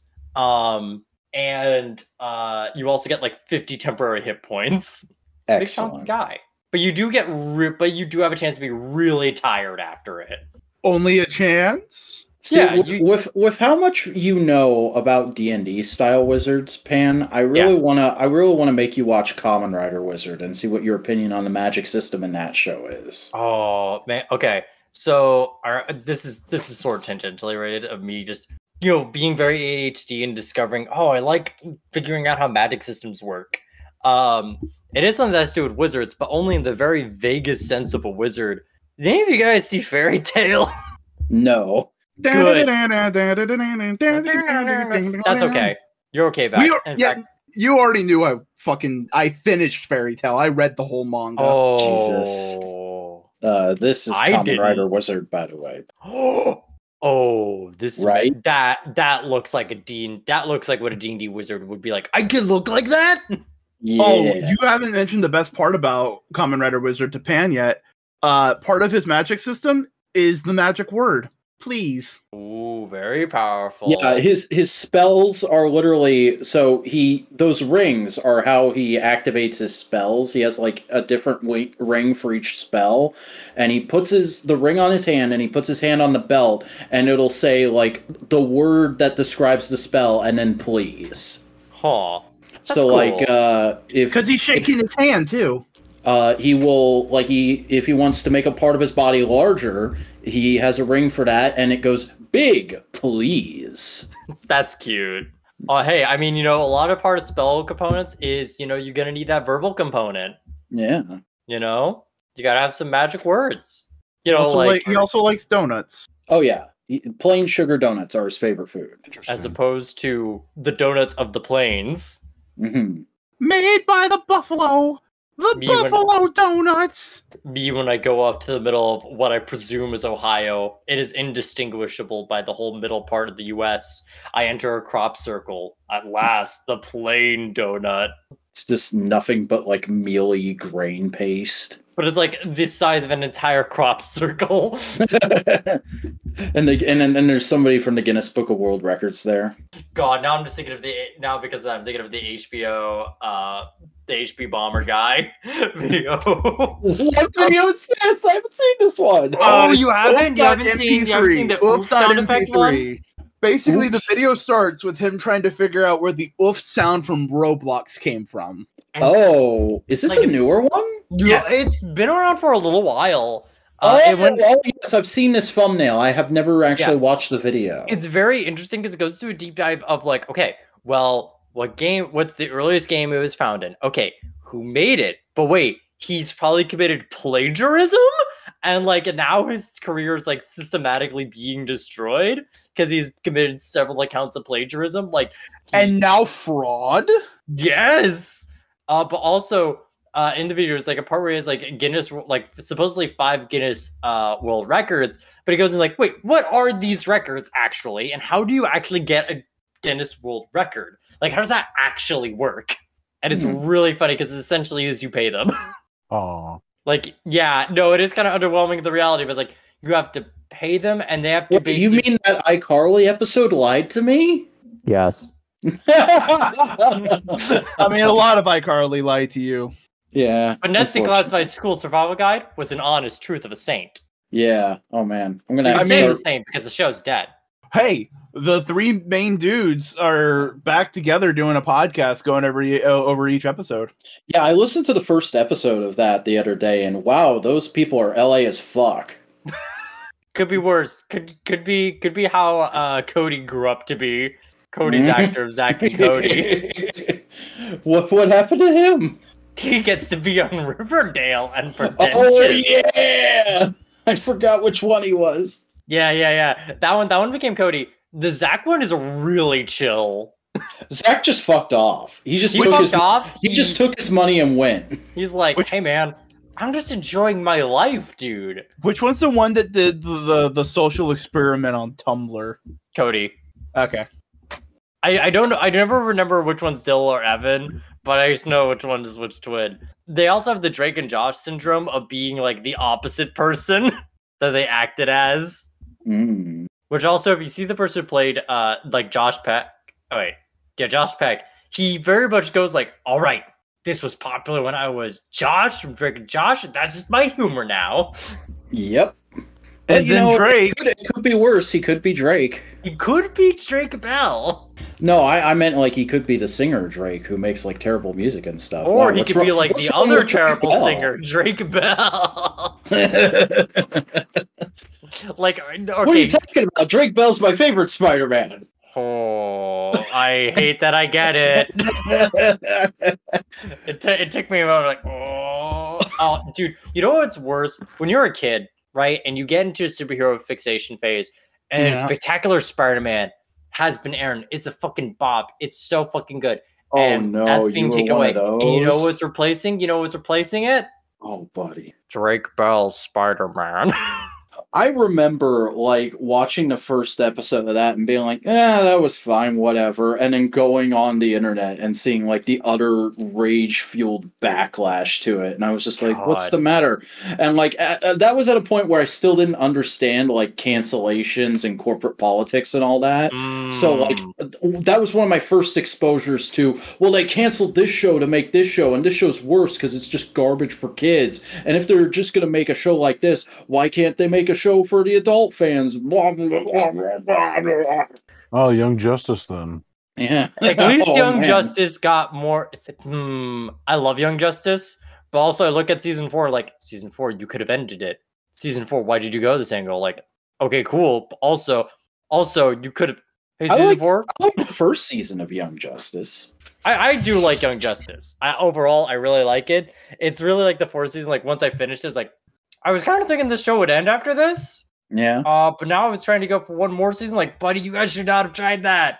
You guys should have taken it when you can. Now you definitely won't get another season. Because, like... Before... Oh, go ahead. No. Fine. I'll wait. No. It was going to segue into something else. No, Cody, be polite.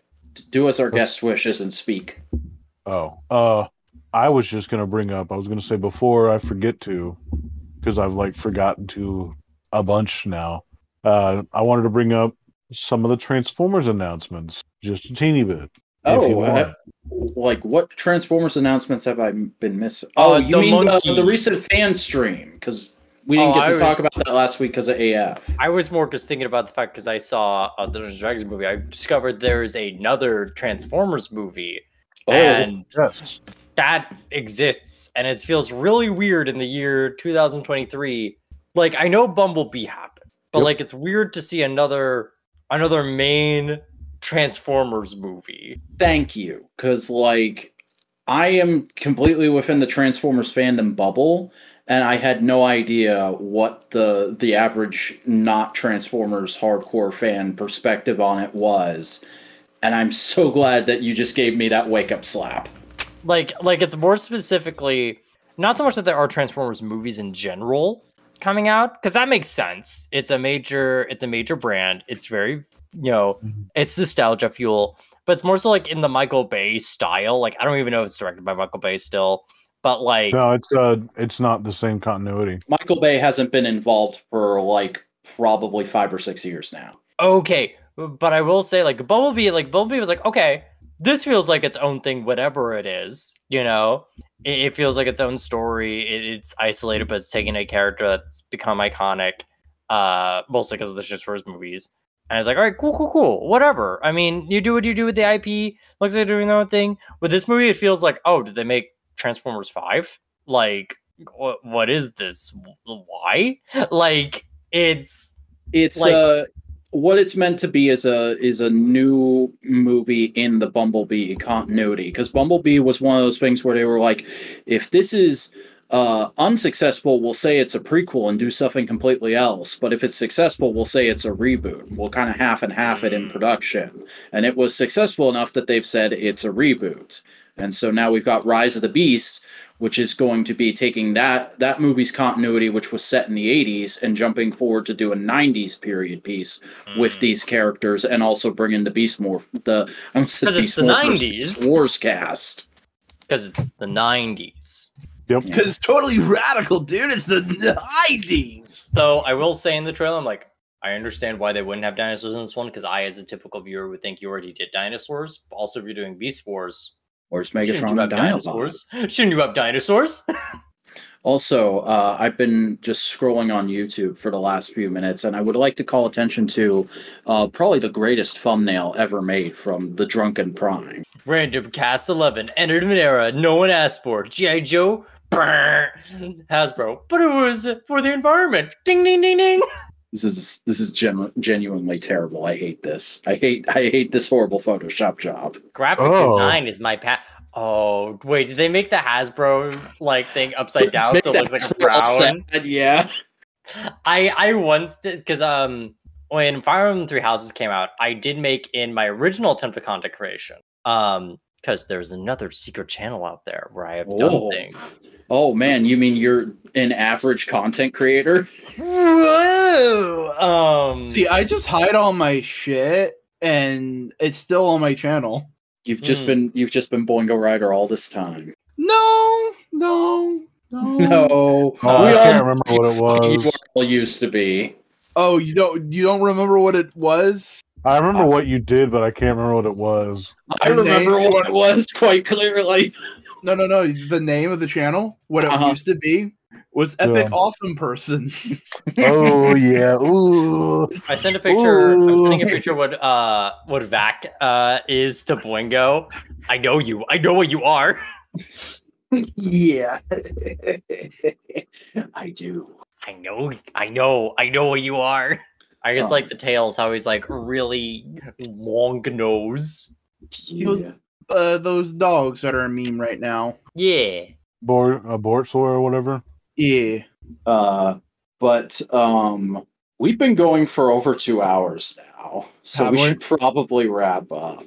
All right. Pan, since you're the guest, why don't you go ahead and take the lead? Tell everybody where they can find your content. Yeah, you can find my content in quite a few places. Of course, if you go on Twitter, my Twitter is @naps_pan because I put Pan Naps as my name on Twitter, but Twitter was like, cool, so you want it reversed. So there's that. You can find me on Twitch at Pan Naps. That's very simple. Just make sure there's Pan_Naps. And on YouTube, I have 2 YouTube channels. I have Pan Naps, which is a VOD channel, where I have a full fire type only run on there. I've got my first time doing Black and White 2. Very recently, I've been doing a big collab with the Demeter Lupin and Lovebreak to read through one of my favorite games, Danganronpa 2, which is just the VOD of that just uploaded today. So you can check that out. Today, specifically, right now. Specifically today. Like 6 days ago for the people listening to this. Yeah, that's right. Today. Then maybe the second one's out. Who knows? For sure. That's going on Thursdays. Yeah. Or you can check out my cooler channel, Pan Naps Presents, where I have bigger edited videos, much like the Chef Lock we talked about earlier. And I have 2 videos that are in limbo. One of them I want to get out sometime soon, where I play through Pokemon Emerald with Ash's Hoenn team. Nice. Yeah. Hey, Snowcone, where can people find you on the internet? Nowhere. Oh, shit. On Instagram, never_robot, Snowcone83, or a variation of spacing between Snow and Cone, on pretty much any game console or platform or whatever. And I do have a Snowcone83 YouTube channel, but not much goes on there. But there's a funny video about a spider on there. We gotta fix that. We gotta get more content on. But Boingo, you put out tons of content, Boingo. Where can people find that? Jesus. Hi. You can find it, but Boingo, didn't you know, guys? I don't know if you know this, but yesterday Jesus died, and it's a shame. Oh shit! Yeah, we're recording this on Easter weekend, everybody. Yeah, no, it's. I bet you've all probably known for a while, and I hope this doesn't age poorly because people die, they do not come back to life. All right, you little silly. What? Is this? Am I wrong?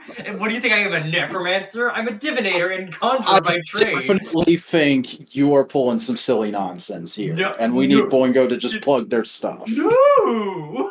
Let's yes and this. I hope a Germanic god of fertility doesn't get involved.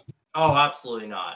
Hope that no other gods get involved and that they get replaced by this disfigure in ongoing times. I also hope that there isn't an argument of whether Jesus himself is one god or 3 gods. And I would really hate if Jesus, after his recent departure, would say, guys, don't check out Boingo Rider on twitch.tv/Boingo Rider, or his Twitch, Boingo Rider, or his Twitter, Boingo Rider, or God forbid, which he has the living embodiment of, so would hate to check out the YouTube channels, such as, is that also? It's also Boingo Rider. Boingo Rider, or Fantastic. Thank you, Pan.